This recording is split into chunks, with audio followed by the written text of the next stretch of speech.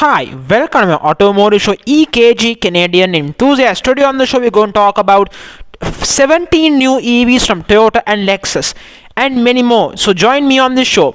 Grab some snacks, grab some drinks. Let's enjoy the show. So today we are doing more news. So we will start from the Lexus side of their EVs first, because Toyota and Lexus unveiled a total of 15 to 17 EVs, and Lexus will become a full electric brand by 2030.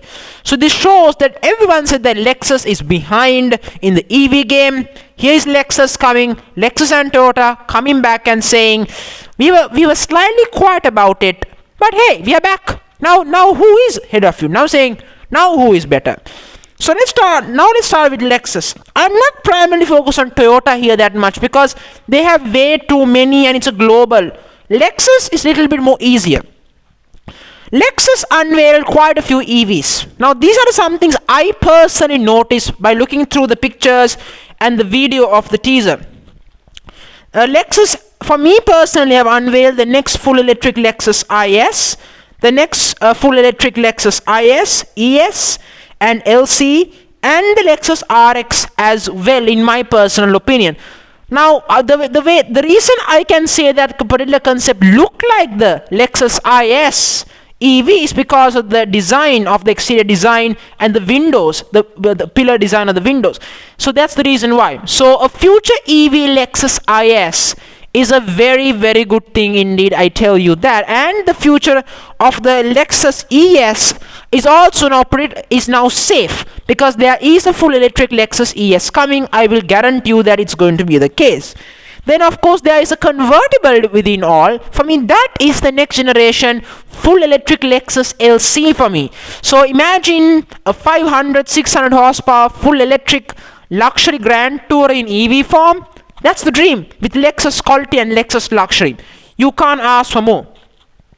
Not done yet. Lexus also, now there were two liftbacks. There are two liftbacks. Now one of them I would say is the Lexus LS. Now I don't know the other one, but I personally believe the first one is the Lexus LS.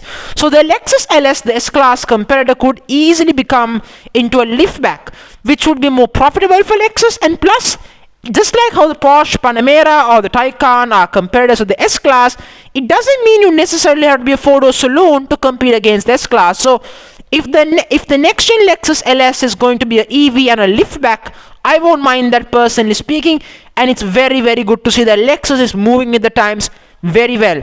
That's the case. Also, within the Lexus showcased a 3-row mid-size luxury CUV, which is virtually what a full electric Lexus TX is going to be. And I'm very impressed with that design. Now, it might be a teaser, but I did see what it was. The way I see it, it looks really, really good in terms of the concept. It looks really handsome, it looks really stylish. And I think it's good to see that Lexus is on the right direction. Styling wise, I think it looks more muscular, more butcher than the RX. Of course, that's how it should be. It's a TX. Moving on from that, Toyota. Now a little from Toyota.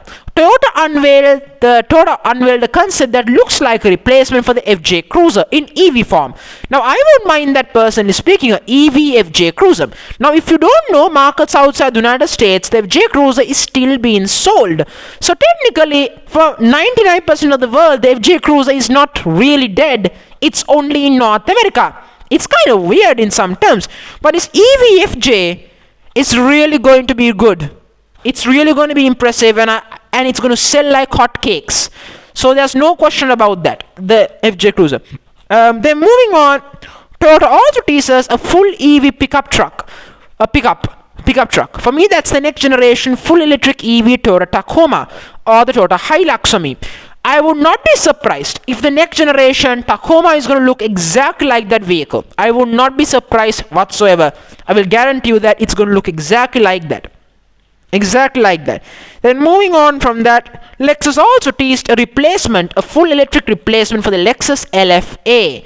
Now again, no surprise. The expectation for the LFA is to do 0 to 60 in the range of 2 seconds. That's a fairly good performance. That Tesla plat performance. But I don't care if it's faster than Tesla, because Tesla is not a competitor for Lexus. Tesla is a joke. They are just led by one man who is just a complete. I know Tesla is a decent brand, but it's just not a luxury brand. I'm just so frustrated with Tesla fanboys. I'm sorry if I was slightly harsh, but I just can't seem to like Tesla. The Tesla fanboys overrate them so many times. Of course, that's the case. Now, some might say that the LFA name should never be an EV because the legacy of the LFA. But remember, that Lexus LFA was also a technical sophistication and a technical success story for Lexus. So, if the LFA is going to come back, it better be a successful technical achievement rather than just another successful supercar, in my personal opinion. Then moving on to Genesis. Genesis have unveiled the all-new G90's interior. Personally speaking, I'm not a fan. Personally speaking, I love the G90. Its interior is luxurious and opulent and very luxurious, no question, and very well built. However, it's not good as a Lexus LS. It's just not. You know how people like Naveen the Machine, people like, Joe Cool, people like, certain fanboys, they believe that Genesis is better than Lexus. My response to them is that you are some incredibly funny people. You are really funny. Truth is that Genesis would even themselves would say that they are not going better than Lexus. They are still just getting started. So, interior-wise, the new G90 is very impressive. I like the interior design. Some people say the interior is worse than the G80. I'm not going to comment on I'm not going to answer that controversy, because for me personally, I love the interior, and some might say not. That's okay, because opinions are welcomed. But overall, the interior of the G90 is fantastic. Also, the V8, the 5-liter V8 is now dead. It's dead. The V8 is not coming back. Sorry, natural aspirator fanboys, the V8 is dead. So, the only advantage the G90 ever had against the Lexus is now also gone. Fun fact, the long wheelbase G90 will have an electric supercharger to give extra torque and extra performance. But again, even if it makes, let's say, 400 to 416 horsepower, LS is still better. That's the truth. So it doesn't matter. Lexus is better, G90 is good, but it's just not going to beat Lexus or above. Just sorry, it's not going to happen. And they're thinking about rivaling Maybach. Now that can be a good comedian piece for Jerry Seinfeld and for the Seinfeld show. I guarantee you that's going to be a wonderful joke there. For Seinfeld, that's a good joke there. Moving on from that, let's talk about the next generation Dodge Charger. The next generation Dodge Charger is going to have a turbocharged inline 6 engine. Now, I personally don't mind that. Muscle cars always had inline 6 engines as options, so I won't mind that as a compromise for the Hemi. Look, the Hemi can never be replaced. Myself, I'm a lover of the Dodge Hellcat and Challengers. I love the Hemi engine. I am a man who I'm a teenager slash a enthusiast who loves big engines. I don't care about electrification or EVs, but I do understand that you got to move with the times, and the inline 6 for me is the best compromise. And for me, that's more than fine.